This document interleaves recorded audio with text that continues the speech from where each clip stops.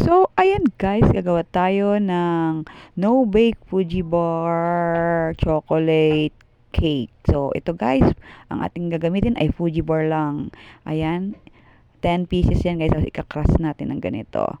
Tapos pag dudurugin, ifa-flatten natin yan guys.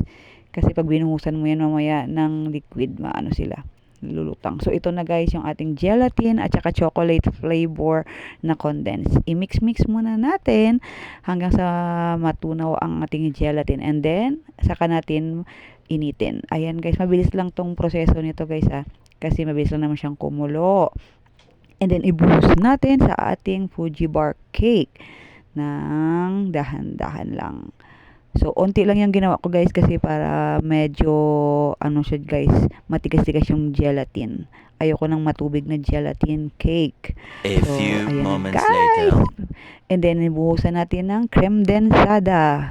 So, optional lang yung creme densada guys kung gusto nyong medyo maganda-ganda ang itsurang kinalabasan. Pero masarap siya guys na may creme densada sa top. And then, lalo na rin ito guys kung ayaw nyo rin, di kayo nakabili ng chips, kahit ano lang yung ilagay nyo dyan. Kahit mga Oreo, tapos i-crush nyo lang yan. Pwedeng ganyan guys, gawa-gawa na lang kayo ng paraan. Pero masarap kasi ito guys. Nakabili kami ng ganito, mura lang siya, ng white chocolate chip. So, ayan na guys. Pagkatapos nito guys, ay ilagay natin ulit sa freezer para lumamig ulit ang ating creme densada. So, ito na ang kinalabasan ng ating homemade no-bake cake. So, madaling gawin guys. Kaya, wala kasi akong pambili. Kaya, gumawa na lang ako ng cake. O, diba? Pora-poraan lang yun tayo, mga inang. So, ito guys, kita nyo naman. Medyo chewy talaga yung pinaka-Fuji bar niyan guys. Oh, perfect!